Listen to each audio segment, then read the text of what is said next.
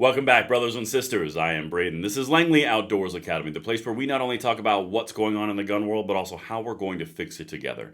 And the content that we're going to hit right now is the representatives who actually witnessed the whole VA thing saying, yeah, we're going to ignore your laws because you're Congress and we don't care. Yeah, here we go. It's starting to come back. Letters are starting to fly. Attention is starting to be brought to this because this is beyond the pale. Everything that I'm about to show you is linked in the description box below per usual. I always bring the receipts. And of course, make sure you hit that like button, subscribe to the channel, and turn the notification bell on. And make sure that this guy right here, that pesky old YouTube algorithm monster that eats subscriptions of the unwilling and unwitting, yeah, make sure that he's not interrupting your feed for freedom. Everything is, of course, linked, as I mentioned. I'm going to say a quick word from our sponsor, American Hartford Gold, and then we are going to get back to the piece right here. Content today is brought to you by American Hartford Gold. And brothers and sisters, with everything popping off around the world, wars cracking off, we've got inflation issues, we've got stock market volatility, we have cash concerns, we have oil concerns. It's a good time to take a look and at least know your options with American Hartford Gold. They are dedicated to offering gold, silver, platinum, coins, and bars for your investing needs. Whether you want to do it delivered to your door or you want an IRA, Roth IRA, 401k, TSP, they've got options. This is something you guys should check out. At American Hartford Gold, they aim to educate clients about investments in the precious metal industry, strive to provide unparalleled customer service built on trust, integrity, and absolute transparency, while holding a goal of achieving 100% customer satisfaction. Click the link in the description or call 844-727-3199. That's 844-727-3199 or text Langley to 65532. Again, that's 844-727-3199 or text Langley to 65532. All right, let's dive into this. Guys, this stuff boils my blood, as I said in other videos. But I want to show you sort of some of the fallout that is beginning on the Republican side with the representatives who actually heard and witnessed this. Just to remind you, if you do not recall, the Veterans Affairs guy who basically said, yeah, Congress, you can stuff it if you pass laws. We don't care. We're going to do it anyway. Just to remind you, and then I'll show you what they're doing about it. VA's testimony stated that if the Veterans Second Amendment Restoration Act is signed into law, and this is even more troubling, the VA could not comply, because the VA states the Department of Justice, an executive branch agency, affirmed VA's interpretation of the Brady Act. So, is it the VA's position that the VA will not comply with an act of Congress based on another agency's interpretation of the law? So the VA has always works to comply with all laws. We complied with the Brady Handgun Act when it was in fact the law. So again, is the VA's position, because based on the statement they could not comply with the Restoration Act, the Veterans Second Amendment Restoration Act, is it your position that you will not comply with an act of law passed by Congress? Yes, sir. I guess based off of what you have in testimony, yes, sir. That you would not comply? Yes, sir. Okay. So you guys remember that, of you that were here and watched the streaming that I did this on live because I was incensed on it. That actually happened in the halls of Congress while Biden was short-circuiting. That is actually what an executive bureaucrat said around congressional laws. Now, I want to fast forward you to what they're doing about it because it's starting here. Now, this is another response. This is a tweet from GOA. Again, everything is linked. Breaking, furious congressmen demand that the Veterans Affairs explain why its bureaucrats, the main problem in our country, bureaucrats, told the House of Veterans Affairs that they would refuse to comply with an act of Congress to restore Veterans 2A. The Veterans the Veteran Administration Secretary has 1 week to promise to obey the GEO-backed law if enacted. So there's a threat that's been thrown down. But let me show you the actual letter, because again, this is coming from bureaucrats who are absolutely not instilled by voters. They are not put in place by anyone or held accountable to anybody. These are people who live off the teat of the government for the remainder of their careers, of which, by the way, they can never get fired because they're in government. That's who we're dealing with here. Unelected officials are now making rules and saying, Congress, go pound sand. I don't have to follow what you want me to follow. Okay? Now, this is the letter that they fired off. I'm going to zoom in and zoom out as we go through this, but check this out, because this is how it starts, and it, of course, dropped yesterday.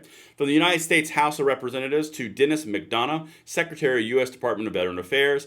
We're going to get into some of the spicy language and kind of tie it back to how bad they actually screwed the pooch on this one.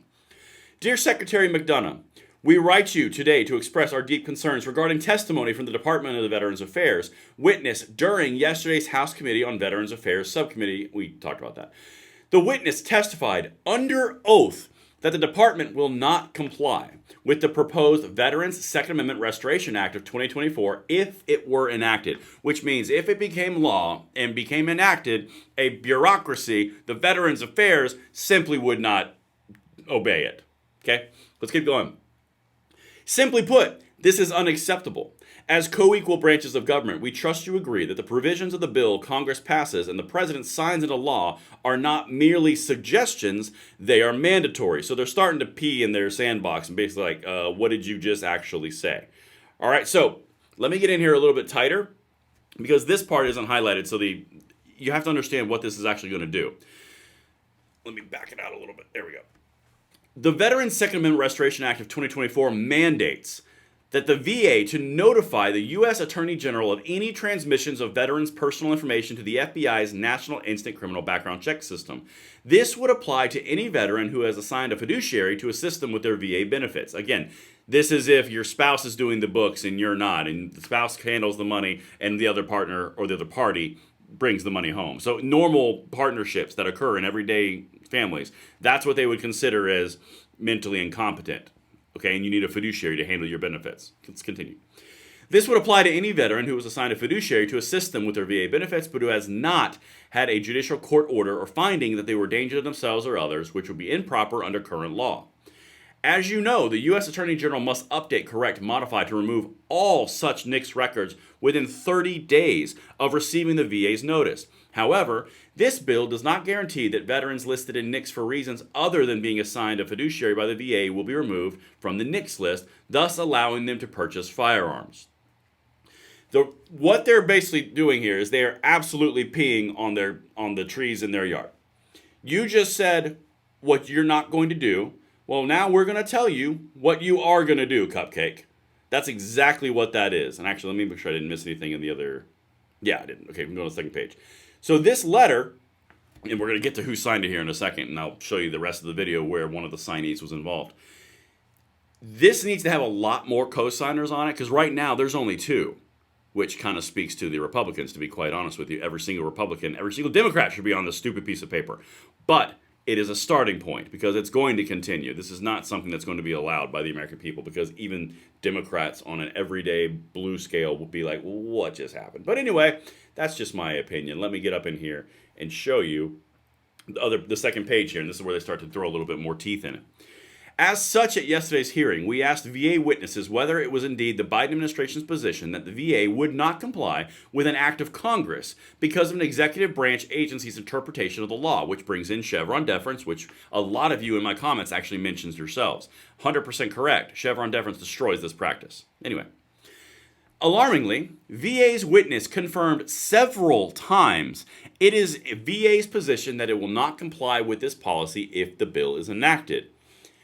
They are absolutely laying the groundwork for subpoenas and for dragging people in front of the Congress as a whole, in front of the other judiciary committees, in front of all the other committees, and getting themselves either defunded or corrected or smacked around after this.